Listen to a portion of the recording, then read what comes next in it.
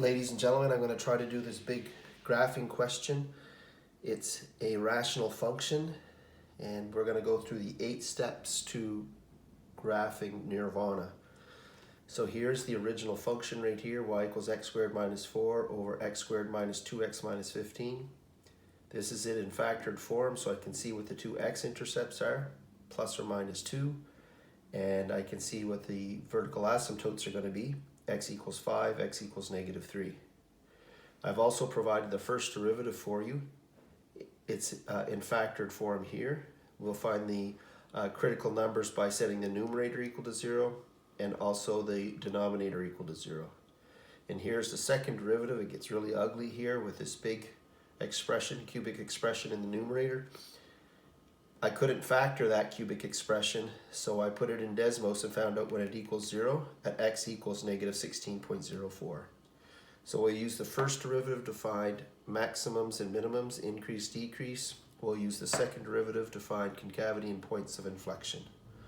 So I'm going to go through the 8 steps one by one. Let's give it a try. Number 1, we want to talk about the domain. The domain for a rational function is determined by looking at the denominator and seeing where it's equal to 0. Well, up there it's already factored for you, but I'll factor it again.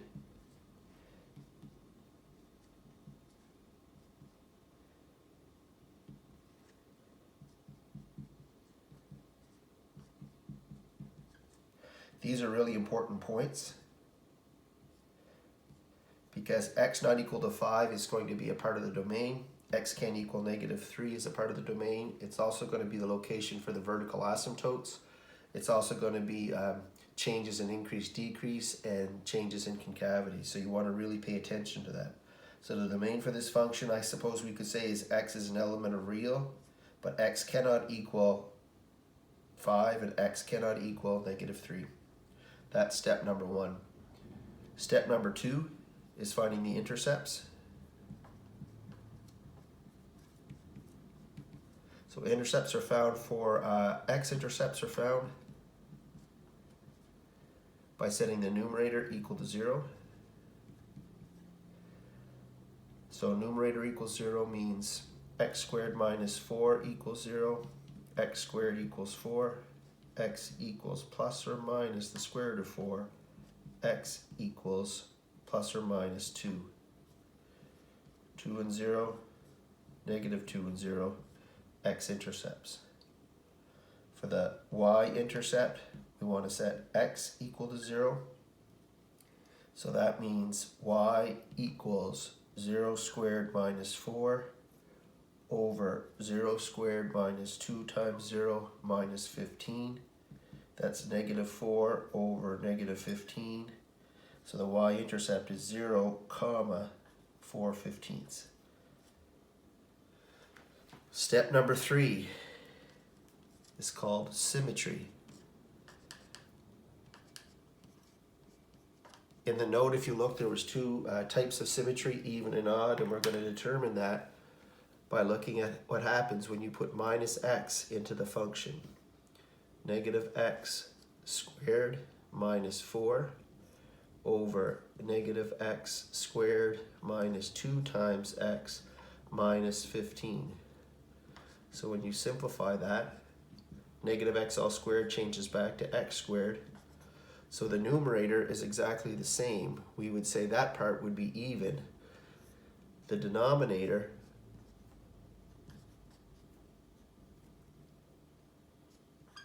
has some changes to it.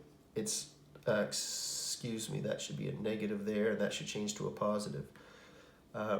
So the denominator, negative x all squared, becomes positive x squared, but this one changes. So the numerator is the same, the denominator is not the same, nor is it integer opposite. So we say it has no symmetry.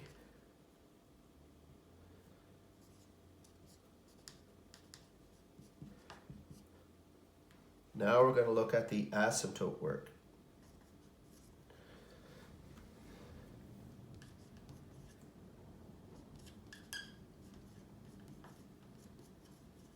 So let's start with the horizontal asymptote.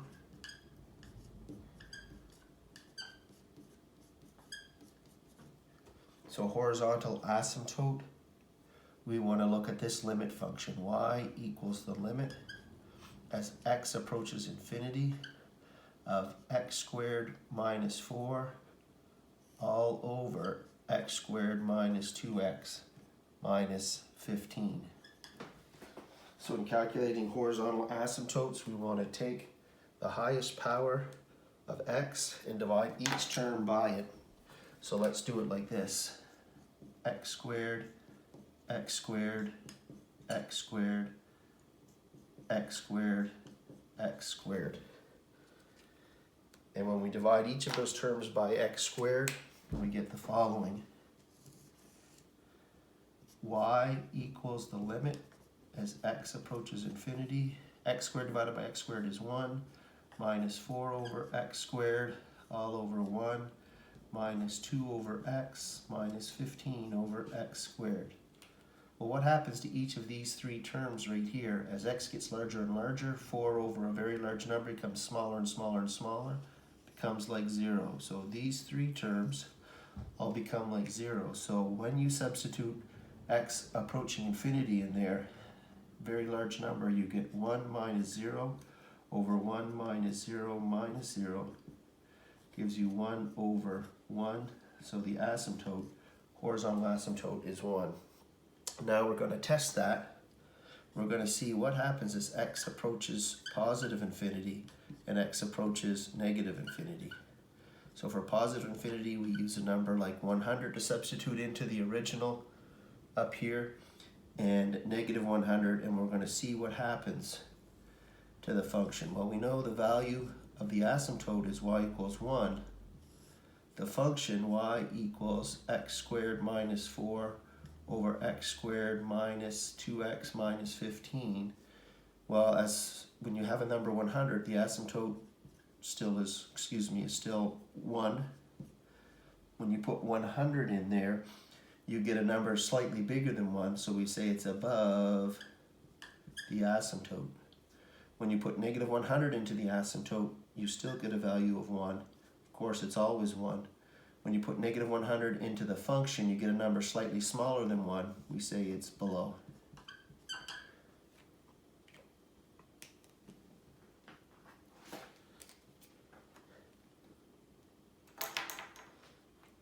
Now we're going to try and do our test for our vertical asymptote.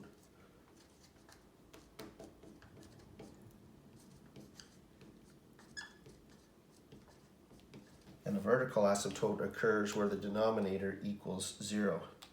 So the denominator is x minus 5, x plus 3 equals 0. That means x equals 5 is one vertical asymptote. X equals negative 3 is the other vertical asymptote. So we'll do the tests for that. The limit as x approaches 5 from the right. The limit as x approaches 5 from the left of x squared minus 4 over x minus 5, x plus 3. When you put a number just a little bit bigger than 5 in there, like 5.001, you substitute it in, you get a very large number. And the closer you get to 5 on the right-hand side, the bigger the answer is. So we say that it approaches positive infinity. And we do the same thing for this one. Taking a number just to the left of 5, like 4.999, and you get a result of negative infinity. Now if we test the limit as x approaches negative 3 from the right hand side of x squared minus 4 over x minus 5, x plus 3, you plug it a number just a little bit bigger than minus 3, like negative 2.999. You get negative infinity for a result. And then 3.001, some number just to the left of 3, you would get positive infinity as a result. Now we get to do the calculus part. Most of this, except for symmetry, all came from our functions class. Now we're going to take a look at the calculus part. So let me take a look at the increasing and decreasing intervals. That's number 5. Increasing, decreasing. So we have the first derivative to be equal to negative 2 x squared plus 11x plus 4 all over x squared minus 2x minus 15. So we want to find out where y prime equals 0 and also where y prime does not exist. So y prime, excuse me, this should be squared here. And it's also written like this. I should have done this the first time, but I goofed up. X minus 5, x plus 3, all squared. That was given back here. So numerator equals 0 is how you set the fraction equal to 0. So negative 2 x squared plus 11x plus 4 equals 0. Well, that can't be factored, so you use the quadratic formula on it. X equals minus 11 plus or minus the square root of 11 squared minus 4 times 1 times 4 all over 2 times 1. And the numbers that you get from that, I calculated earlier, minus 10.62 and negative 0.38. And then you want to find out where the denominator equals 0. That's where the derivative does not exist.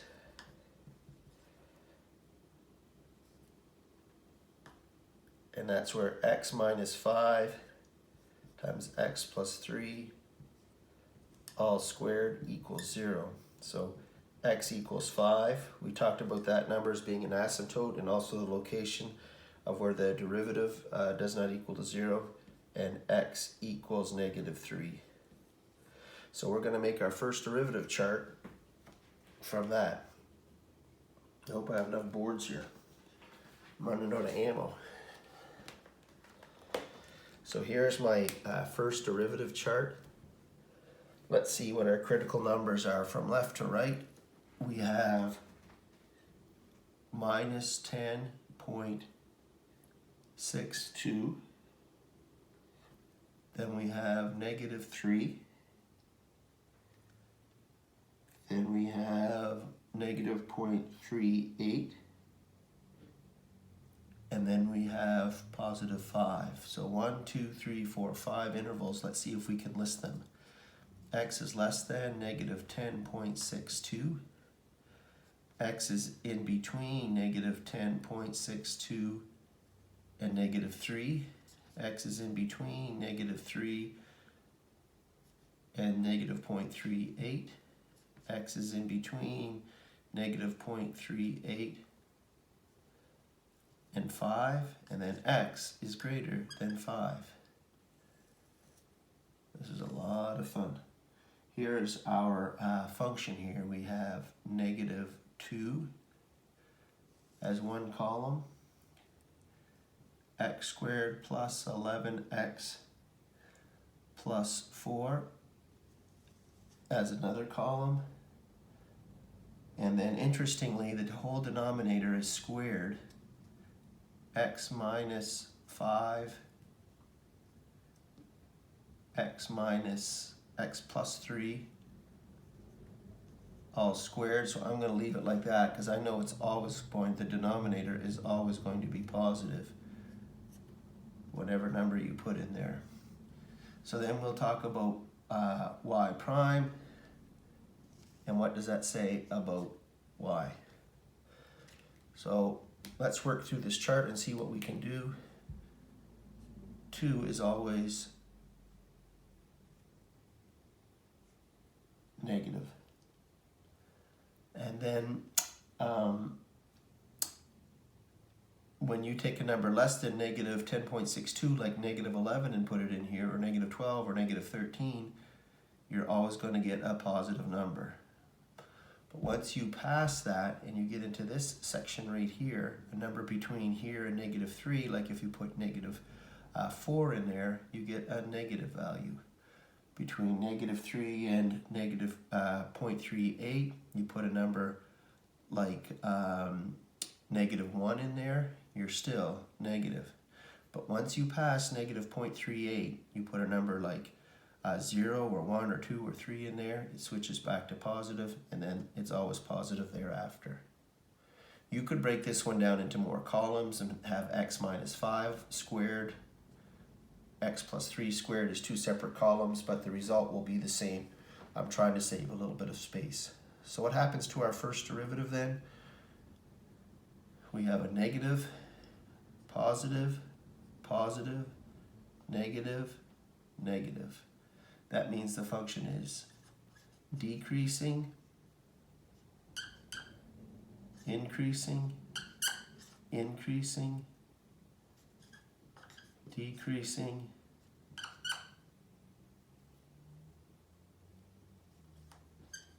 decreasing. So that sets up 2 potential maximums and minimums. So right here, decreasing, increasing creates a minimum. So decrease, increase means there's going to be a minimum there. And then increase, decrease, that's a maximum. Maximum there. And then it stays decreasing here. So I don't have room to write them over there, but I'll do that step. This is step number 6. We call it the maximums and minimums. Usually I just do it right at the end of the chart, but we've determined that there's a minimum at negative 10.62, this one right here, and the value of that is 0.91. And the way I determined that was substituting this into the original function. And then we have a maximum at negative 0.38.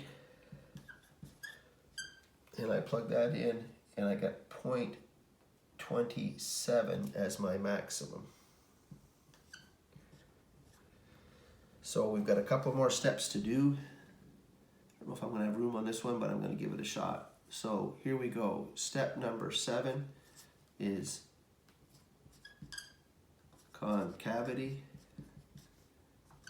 and points of inflection. And that's determined by taking the second derivative and setting it equal to 0. So if I look back here, I'm going to set this aside for a second. There's my second derivative, and it tells you when the numerator is equal to 0.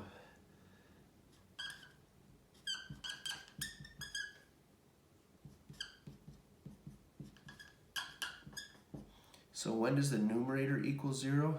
When this expression equals 0 at x equals negative 16.04. And that was given in the question. If we could factor that, we could determine those, but it's hard to factor. And then where does the denominator equal 0? That's where x minus 5 cubed times x plus 3 cubed equals 0. That's x equals 5. And x equals negative 3. So here we have 1, 2, 3 critical numbers, and we're going to make our second derivative chart.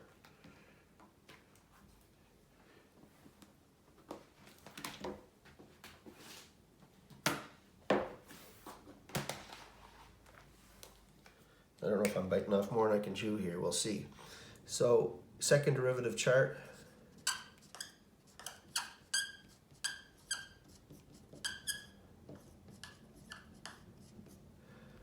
We have these as our critical numbers.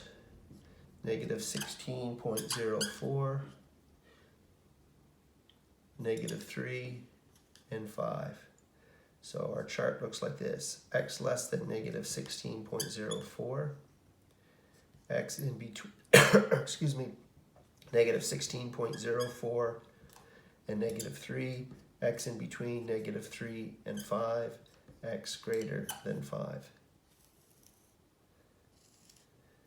So we have our numerator 2, and then this big long expression, 2x cubed plus 33x squared plus 24x plus 149.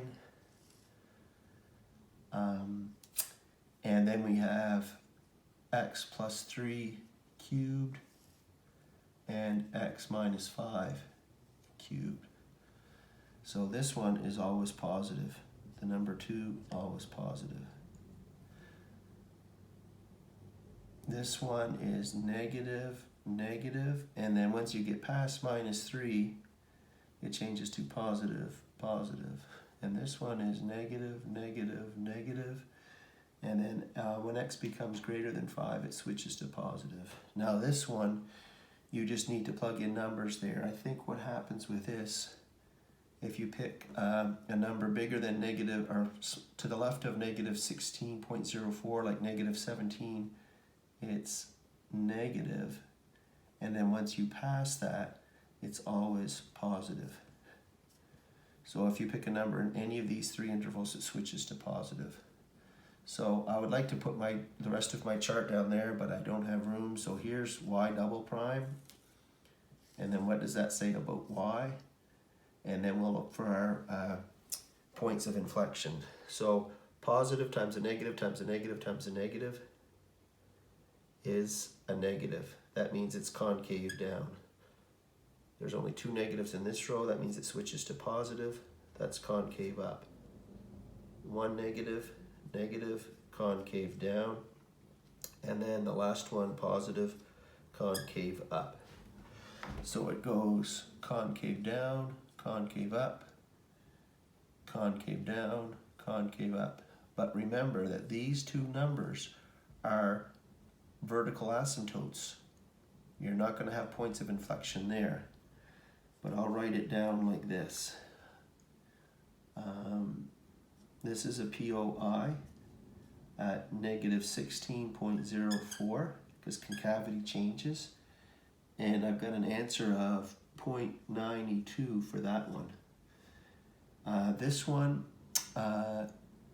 you know, you might think it's supposed to be a POI at negative 3, but when you plug negative 3 into the original function, you get it does not exist. We already knew that. That was location of an asymptote. So we'll just say that's actually a vertical asymptote.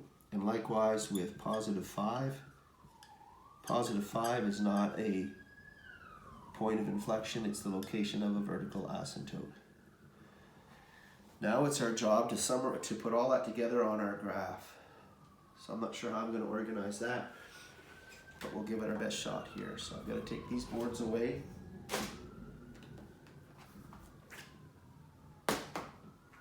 And let's start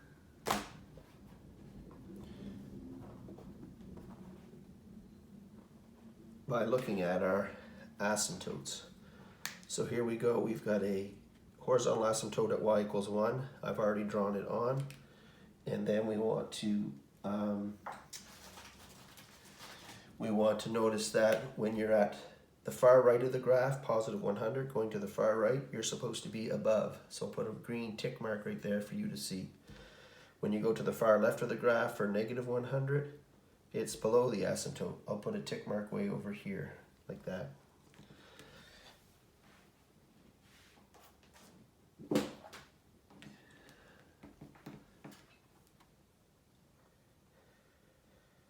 Where's me?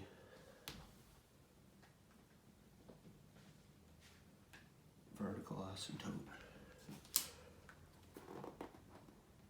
Oh, here it is here. For the vertical asymptote, we have x equals 5 right here.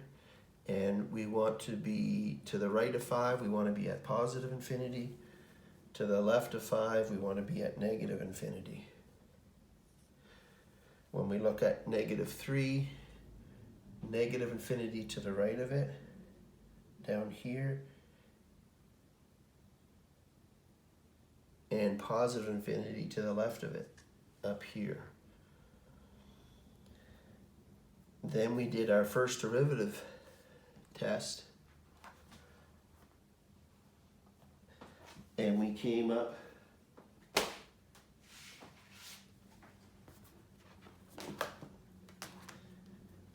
with decreasing, increasing, increasing, decreasing, decreasing, and we've got a minimum way over here. I'm not going to have tons of room, so I'll just put it right there at -10.62, comma 0.91, and then I have a maximum, we'll say right here at -0.38, comma 0.27.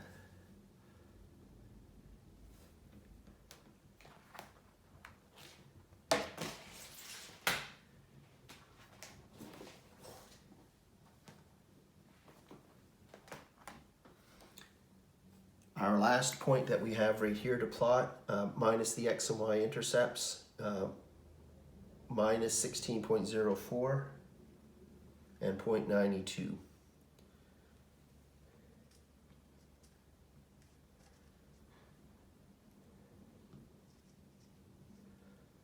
So let's connect these dots like this. I'm coming down, hitting my minimum, hitting that point of inflection, and then going off to negative infinity. I know this graph is going to come up to a high point. So we'll say that's the high point right there, that's the maximum. And then we have this one going like this. Well, we know our x-intercepts, they were determined earlier. I can just flip back, I think. Oh.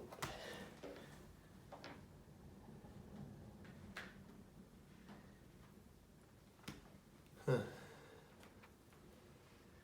Yeah, here they are. I have my x-intercepts to be plus or minus 2. So this is -2 and 0. This is +2 and 0.